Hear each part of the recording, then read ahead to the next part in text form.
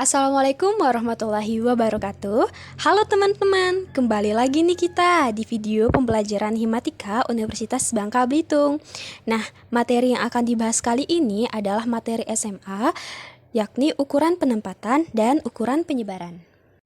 Nah, kita langsung saja ya. Yang pertama, ini adalah ukuran penempatan pada kuartil data tunggal. Nih, teman-teman bisa lihat ya di gambar letak kuartil dan persentil dalam kelompok data. Kita lihat ada nilai minimum dan nilai maksimum di sini. Nah, kemudian persentil ini membagi data menjadi 100 bagian yang sama ya. Jadi kita lihat teman-teman, dari garis tersebut ada kuartil 1. Q1 atau disebut dengan kuartil 1, Q2, dan Q3. Q1 ini merupakan kuartil bawah yang berada di urutan 25% dari kelompok data. Kemudian ada Q2 atau disebut dengan median. Nah, median ini merupakan nilai tengah yang berada di urutan 50% dari kelompok data. Kemudian ada Q3 atau kuartil atas yang berada di urutan 75% dari kelompok data. Oke, kita lanjut. Nah, teman-teman masih ingat gak kalau di video sebelumnya itu udah pernah bahas median? Nah, teman-teman masih ingat gak cara cari median tuh gimana? Kalau udah lupa, tonton video sebelumnya ya. Nah, serupa dengan mencari letak median, maka untuk mencari letak kuartil bawah atau Q1, bagilah banyaknya data dengan 4. Jika hasilnya adalah bilangan bulat, maka Q1 terletak di tengah-tengah antara urutan ke M dan ke M plus 1. Nah, tapi teman-teman, jika hasil baginya tadi bukan bilangan bulat, maka bulatkanlah hasilnya ke atas. Maka Q2 terletak di urutan sesuai hasil pembulatan. Misalnya nih, kita punya data ada 20 buah. Nah, ditanya di manakah letak median, di manakah letak Q1. Nah, kalau teman-teman udah ingat nih, median udah pernah dibahas di video sebelumnya. Kalau median itu caranya dibagi 2. Jadi, data kita tadi punya 20, maka 20 dibagi 2 hasilnya 10. Maka median terletak di antara data urutan ke-10 dan ke-11. Untuk Q1 atau kuartil 1, itu kan udah dikasih tahu bahwa datanya tadi dibagi 4, jadi 20 dibagi 4 sama dengan 5. Maka kuartil 1 terletak di antara data ukuran ke-5 dan ke-6. Nah, kita lanjut nih teman-teman ke kuartil data kelompok ya. Untuk kuartil data kelompok itu sama seperti menentukan median dalam data kelompok. Menentukan Q1 dan Q3 juga menggunakan cara yang sama, yaitu dengan cara interpolasi. Kalau teman-teman ingat nih, cara interpolasi itu udah pernah dibahas di video sebelumnya. Kemudian kelompok data nanti bakalan ditampilkan dalam tabel frekuensi kumulatif. Kemudian untuk letak kuartilnya ada 3, kuartil 1 data ke 1/4 dari total data, kuartil 2 data ke 1/2 dari total data, kuartil 3 adalah data ke 1/4 dari total data. Begitu. Nah, kita lanjut ke contoh soal kuartil data kelompok. Disajikan tabel distribusi frekuensi data kelompok penjualan sepatu di toko A. Terdapat ukurannya dan frekuensinya ya, teman-teman bisa lihat sendiri. Kemudian tepi bawah kelas 40 sampai 42 adalah 39,5. 39,5 ini dapatnya dari mana, Kak? Nah, mengingatkan ya teman-teman, untuk mencari tepi bawah kelas itu rumusnya tepi bawah kelas itu rumusnya batas bawah dikurang 0,5. Kemudian untuk mencari tepi atas kelas itu batas atas ditambah 0,5. Jadi tepi bawah kelas 40 sampai 42 adalah 40 dikurang 0,5, didapatkanlah hasilnya 39,5. Dan tepi atas kelas 40 sampai 42 itu 42 ditambah 0,5, jadinya 42,5. Banyaknya data yang berada sebelum 39,5 ada sebanyak 2 buah. Benar ya teman-teman, kita lihat dari tabel ada 20 buah. Ada 2 buah. Kemudian banyaknya data yang berada sebelum 42,5 ada sebanyak 13 buah. Dapat dari mana nih, Kak? Kok 13 buah? Kita lihat nih, 42,5 itu frekuensinya yang mana aja? Berarti yang 2 ini masuk, yang 11 ini juga masuk. 11 ditambah 2 dapatnya 13 buah. Tempatkan angka-angka tersebut dalam garis bilangan sebagai berikut.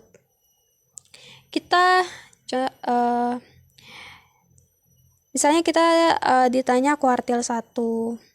Kita masukkan ke dalam ini dinamakan cara interpolasi ya teman-teman. Kalau teman-teman lupa, teman-teman bisa tonton di video sebelumnya. Kita masukkan angka yang telah kita ketahui tadi sehingga didapatkan hasilnya kuartil 1 sama dengan 41. Artinya 25% dari sepatu yang terjual memiliki ukuran lebih kecil sama dengan 41 atau ukurannya itu 39, 38, 39, 40 dan 41. Sebanyak 75% sepatu yang terjual merupakan sepatu dengan ukuran di atas 41. Selanjutnya, kita bakalan membahas tentang persentil data kelompok. Teman-teman pada tahu kan kalau kuartil itu membagi data menjadi 4 bagian sama besar. Kemudian ukuran penempatan yang lain adalah persentil. Namun kalau persentil ini membagi data menjadi 100 bagian sama besar. Contohnya persentil ke-10 ditulis dengan simbol P10, artinya sebelum P10 terdapat 10% data dan sesudah P10 terdapat 90% data. Nah, cara menentukan persentil dalam data kelompok itu sama dengan cara menentukan kuartil dalam data kelompok, yaitu dengan cara interpolasi. Kemudian, data kelompok data ditampilkan dalam tabel frekuensi kumulatif. Nah, letak persentilnya itu contohnya P10 sama dengan data ke 10/100 dari total data. Kemudian ada P85 atau persentil 85 adalah data ke 85/100 dari total data. Nah, contoh soal persentil data kelompok. Udah disajikan tabel berupa data yang menampilkan lamanya waktu yang diperlukan ketika seseorang mengurus KTP di Kelurahan M selama 1 minggu. Nah, yang ditanya itu adalah hitunglah persentil ke-65. Nah, teman-teman ingat kembali kalau ini merupakan data kelompok, sehingga untuk mencari persentil ke-65 itu menggunakan cara interpolasi ya. Kemudian kita jawab, pertama kita tentukan dulu nih letak persentil 65. Kita ketahui bahwa total frekuensi ada sebanyak 49. Ya, kita jumlahkan ya, 6 ditambah 10 ditambah 18 ditambah 13 ditambah 2 itu totalnya 49 buah. Nah, persentil 65 terletak pada data ke 65/100 dikali 49 sama dengan 39,85. Kemudian persentil 65 itu berarti berada di interval 40 sampai dengan 49.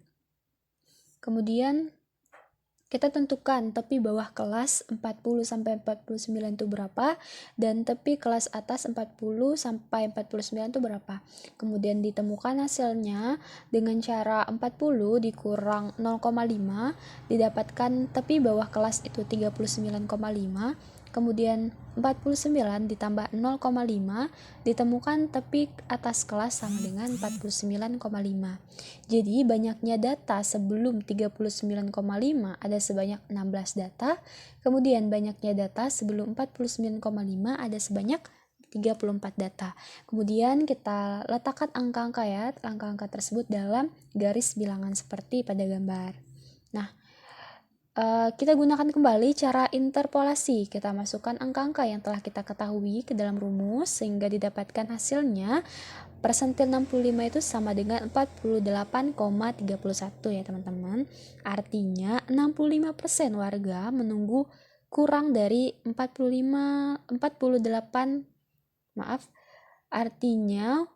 warga menunggu kurang dari 48,31 menit atau 35% warga menunggu lebih dari 46,31 menit. Begitu. Lanjut kita masuk ke ukuran penyebaran. Nah teman-teman, ukuran penyebaran itu apa sih? Jadi ukuran penyebaran itu adalah statistik yang digunakan untuk mengukur sejauh mana data tersebar atau tersebar di sekitar nilai tengah atau pusat suatu kumpulan data. Nah ukuran penyebaran ini memberikan informasi tentang variasi atau keragaman dalam data.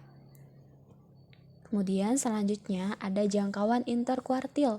Jangkauan interkuartil atau interquartile range adalah ukuran penyebaran yang didefinisikan sebagai selisih antara kuartil atas atau Q3 dan kuartil bawah atau Q1 dalam satu set data ya. Nah, sebagaimana kita ketahui bahwa kuartil adalah nilai-nilai yang membagi data menjadi 4 bagian sama besar. Nah, kita kembali lagi ke contoh soal nih teman-teman. Kalian bisa lihat di sini ada dua kelompok, yaitu kelompok pertama yang terdiri dari 12 orang dan kelompok kedua yang juga terdiri dari 12 orang ya. Teman-teman lihat ya, di sini ada umur 13, 14 dan seterusnya. Kemudian kelompok kedua umurnya 1 2 1 3 4 5 dan seterusnya. Terus yang ditanya itu min kuartil 1 dan kuartil 3 dari kedua kelompok di atas ya. Jadi teman-teman, kalau teman-teman masih bingung cara menentukan min, aku ingetin lagi ya kalau kalian bisa nonton video sebelumnya, karena di video sebelumnya udah dijelasin gimana tuh mencari min, apa tuh min gitu ya. Jadi rata-rata umur dari kelompok pertama maupun kelompok 2 itu sama teman-teman, minnya itu bernilai 16 tahun ya. Caranya kalian bisa tonton video sebelumnya, oke? Kemudian, nah kalau dilihat kan dari minnya sama, namun kalau kalian lihat ya teman-teman, kalian perhatikan setiap data dari kedua kelompok itu, mana nih yang menurut teman-teman mewakili kelompok umur siswa, terus yang mewakili umur orang dewasa dan anak kecil. Nah, kalau teman-teman udah kepikiran, jangan lupa jawab di kolom komentar ya. Nah, salah satu ukuran penyebaran yang telah kita bahas ya sebelumnya itu adalah jangkauan ya, range. Nah, range kelompok pertama itu ada 18 dikurang 13. Kok bisa sih Kak 18 13? Nah, kita lihat ya, 18 itu ukuran yang paling besar, 13 ukuran paling kecil. Oke? Jadi 18 dikurang 13 hasilnya 5. Kemudian menentukan range kelompok kedua juga sama. Ada 39 data terbesar di sini dikurang 1 dengan data terkecil ya. Jadi hasilnya ada 35. Nah, range kelompok kedua dan kelompok pertama ini berbeda ya teman-teman. Untuk kelompok kedua ini lebih besar range-nya daripada kelompok yang pertama. Jadi ini tuh memiliki arti bahwa data pada kelompok kedua itu jauh lebih tersebar begitu dibandingkan kelompok pertama. Baik, ukuran penyebaran yang dapat kita gunakan itu ada jangkauan interkuartil ya. Jadi jangkauan interkuartil itu gimana sih Kak cara mengetahuinya? Nah, jangkauan interkuartil itu diperoleh dengan cara mencari selisih antara kuartil atas dan kuartil bawah. Jadi selisih ya, berarti kuartil atas dikurang nilai kuartil atas dikurang nilai kuartil bawah. Nah, kita kembali ke soal menghitung kuartil 1 dan kuartil 3 kelompok pertama. Tidak diperlukan menggunakan metode interpolasi ya teman-teman, karena ini merupakan data tunggal. Kalau data kelompok barulah kita menggunakan metode interpolasi. Jadi langsung saja, karena 1/4 data sama dengan 1/4 dikali 12 sama dengan 3, maka kuartil 1 terletak di antara data ke-3 dan ke-4. Sedangkan 3/4 dari 12 sama dengan 9, maka kuartil 3 terletak di antara data ke-9 dan ke-10. Kelompok pertama, kuartil 1-nya 15, kuartil 3-nya 17, sehingga jangkauan interkuartil yang pertama itu 17 dikurang 15 sama dengan 2. Kemudian kelompok kedua itu kuartil 1-nya 4,5 dan kuartil 3-nya 28,5, sehingga jangkauan interkuartil kelompok kedua itu adalah 28,5 dikurang 4,5 didapatkan hasil 24. Seperti itu. Jadi kita masukkan ke dalam bentuk tabel ya seperti ini ya. Yang pertama min tadi 16 sama, range-nya 5 dan 35, dan jangkauan interkuartilnya 2 dan 4. Seperti itu. Selanjutnya kita bakal membahas tentang varian dan simpangan baku data tunggal. Teman-teman pada bingung nih, varian tuh apa sih Kak? Jadi varian itu tuh teman-teman merupakan ukuran penyebaran lainnya yang biasa digunakan untuk mengetahui sebaran data. Jadi semakin kecil varian, maka data-data dalam kelompok tersebut semakin seragam mendekati min kelompok. Demikian juga sebaliknya ya. Jadi varian itu diperoleh dengan cara mengurangi setiap data dengan min atau dengan rumus berikut. Jadi sebelum mencari varian ya, kita harus tahu dulu tuh minnya, nilai min dari data tersebut itu berapa gitu. Jadi rumus varian itu adalah sigma buka kurung x dikurang x bar tutup kurung pangkat 2 per n, di mana x bar ini adalah min. Jadi varian ini sering diberikan atau ditulis dalam simbol kayak seperti di gambar ya. Bacanya itu sigma kuadrat. Kemudian kita lanjut ke simpangan baku. Simpangan baku ini adalah akar dari varian. Jadi kalau kita udah menemukan nilai variannya berapa, baru kita bisa menentukan simpangan baku. Jadi untuk simbol simpangan baku itu sigma aja, tapi bentuknya kayak gini, bacanya sigma gitu ya. Jadi simpangan baku itu rumusnya akar dari sigma di dalam kurung x dikurang x bar kuadrat per n.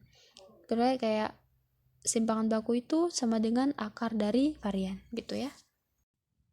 Biar lebih paham, kita lanjut ke contoh soal. Jadi kita pakai contoh soal sebelumnya, yaitu kelompok data tunggal ya. Karena udah ditemuin nih rata-rata dari kelompok pertama maupun kedua itu ada 16. Mari kita sama-sama hitung nilai varian dan simpangan baku dari kedua kelompok tunggal ini ya. Jadi untuk varian kelompok 1 kita langsung masukin aja ke rumus teman-teman. Karena n-nya tadi udah diketahui ada 12, kemudian min atau rata-ratanya ada 16, kalian jumlahkan sehingga hasil akhirnya 2, dan untuk varian kelompok kedua juga caranya sama sehingga didapatkan hasil 159,2.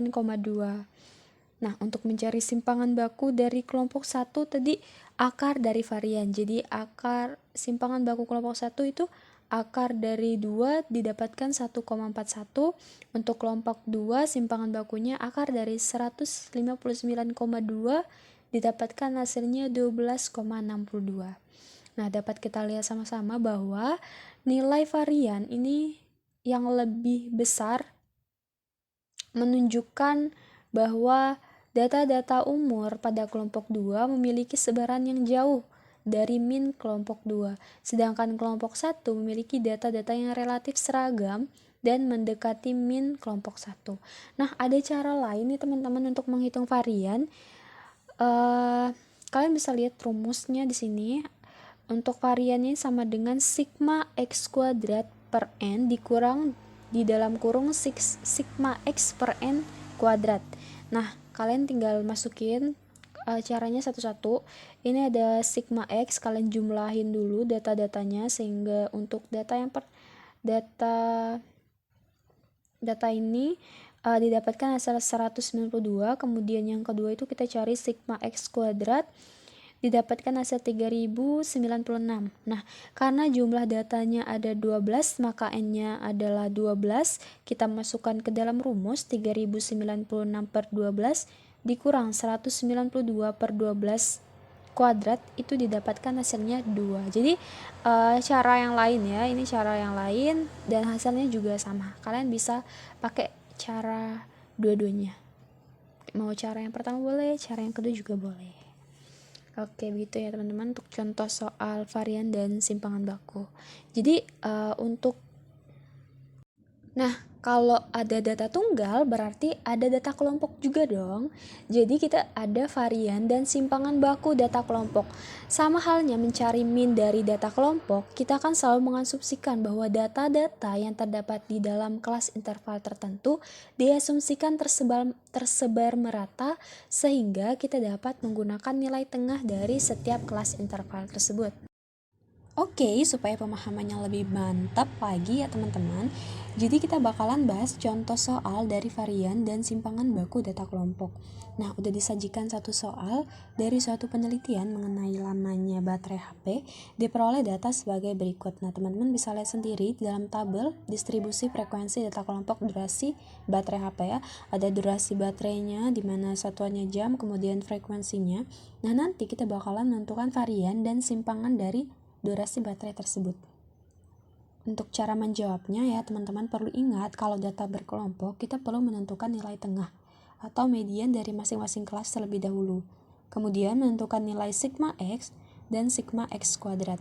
Biar lebih memudahkan teman-teman, kita menggunakan tabel. Jadi nanti angka-angkanya kita masukkan ke dalam tabel biar lebih memudahkan dalam menjawab soalnya.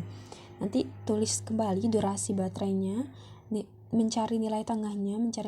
Nanti kalau teman-teman masih lupa dan masih bingung, kalian bisa tonton video sebelumnya. Nah, kemudian frekuensinya kalian tulis ulang dan frekuensi dikali XI. Nah, frekuensinya 2 dikali 8 hasilnya 16 dan kalian lakukan untuk angka-angka yang lain ya. Kemudian untuk selanjutnya F dikali XI kuadrat. Nanti frekuensi dikali nilai tengahnya pangkat 2. Jadi 2 dikali 8 kuadrat 8 pangkat 2 begitu. 2 dikali 64 hasilnya 128.